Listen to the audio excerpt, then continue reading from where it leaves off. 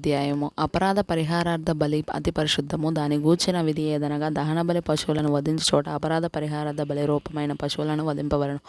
బలిపీఠము చుట్టూ దాని రక్తమును ప్రోక్షింపవలను. దానిలో నుండి దాని క్రొవ్వంతటిని, అనగా దాని క్రొవ్విన తోకను, దాని ఆంత్రములలోని క్రొవ్వును, 2 మూత్ర గ్రంథులను, డొక్కలపైనున్న క్రొవ్వును, మూత్రగ్రంథుల మీది క్రొవ్వును, కాలేజం మీది వప్పను తీసి దానినంతయు అర్పింపవలను. యాజకుడు యెహోవాకు హోమముగా బలిపీఠం మీద వాటిని దహింపవలను. అది అపరాధ పరిహారార్థ బలి. యాజకులలో ప్రతి మగవాడు దానిని తినవలెను.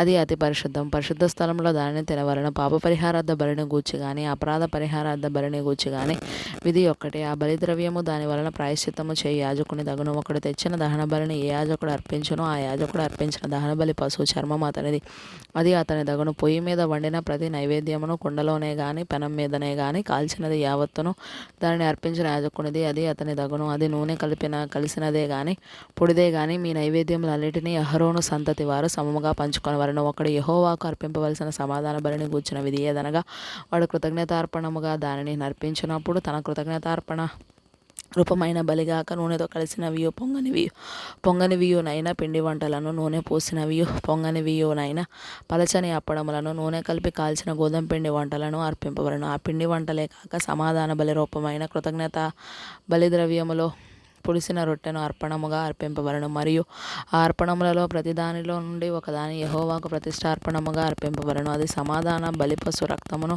ప్రోక్షించిన యాజకునిది, అది అతని దగును. సమాధాన బలిగా తాను అర్పించు కృతజ్ఞత బలిపశువును అర్పించు దినమే దాని మాంసమును తినవలెను. దానిలోనిది ఏదియు మరునాటికి ఉంచుకొనకూడదు. అతడు అర్పించు బలి మొక్కుబడియే గాని స్వేచ్ఛార్పణయే గాని అయిన ఎడల అతడు దాన్ని అర్పించునాడే తినవలెను. మిగిలినది మరునాడు తినవచ్చును. 3వ నాడు ఆ బలి పశువు మాంసములో మిగిలిన దానిని అగ్నితో కాల్చివేయవలెను. ఒకడు తన సమాధాన బలి పశువు మాంసములో కొంచెమైనను 3వ నాడు తినిన ఎడల అది అంగీకరింపబడదు. అది అర్పించిన వానికి సమాధాన బలిగా ఎంచబడదు. అది హేయము. దాన్ని తినివాడు తన దోష శిక్షను భరించును. అపవిత్రమైన దేనికైనను తగిలిన మాంసమును తినకూడదు. అగ్నితో దానిని కాల్చివేయవలెను. మాంసం విషయమైతే పవిత్రులందరూ మాంసమును తినవచ్చును గాని, ఒకడు తనకు అపవిత్రత కలిగి ఉండగా యెహోవాకు అర్పించు సమాధాన బలి పశువు మాంసములో కొంచెమైనను తినిన ఎడల వాడు ప్రజల్లో నుండి కొట్టివేయబడను. ఎవడు మనుషుల అపవిత్రతనే గాని, అపవిత్రమైన జంతువునే గాని, ఏ అపవిత్రమైన వస్తువునే గాని తాకి యెహోవాకు అర్పించు సమాధాన బలి పశువు మాంసమును తినునో వాడు ప్రజల్లో నుండి కొట్టివేయబడను. మరియు యెహోవా మోషేకు ఇలాగు సెలవిచ్చెను, నీవు ఇశ్రాయేలీయులతో ఇట్లనుము,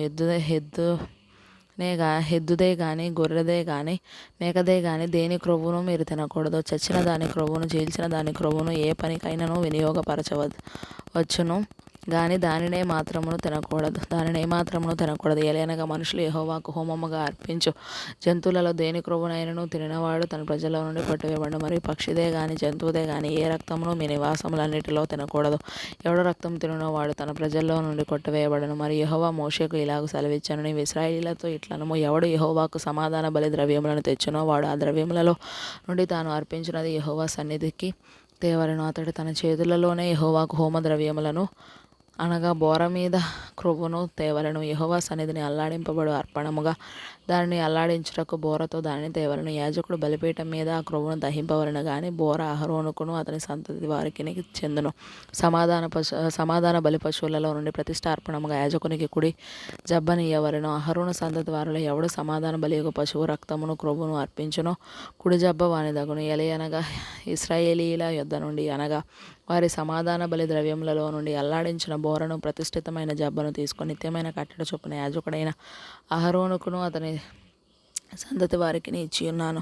వారు తనకు యాజకులగునట్లు యెహోవా వారిని చేరదీసిన దినమందు యెహోవాకు అర్పించు హోమ ద్రవ్యములలో నుండి నది అభిషేకమును బట్టి అహరోనుకును అభిషేకమును బట్టి అతని సంతతి వారికి కలిగిన వీటిని ఇశ్రాయేలీయులు వారికి ఇయ్యవలెనని యెహోవా వారిని అభిషేకించిన దినమున వారి తరతరములకు నిత్యమైన కట్టడగా నియమించెను. ఇది దహన బలిని గూర్చియు, అపరాధ పరిహారార్థపు నైవేద్యమును గూర్చియు, పాప పరిహారార్థ బలిని గూర్చియు, అపరాధ పరిహారార్థ బలిని గూర్చియు, ప్రతిష్ఠితార్పణమును గూర్చియు, సమాధాన బలిని గూర్చియు చేయబడిన విధి. ఇశ్రాయేలీయులు యెహోవాకు అర్పణములను తీసుకొని రావాలని సీనాయి అరణ్యంలో ఆయన ఆజ్ఞాపించిన దినమున యెహోవా సీనాయి కొండ మీద మోషేకు అలాగుననే సెలవిచ్చెను.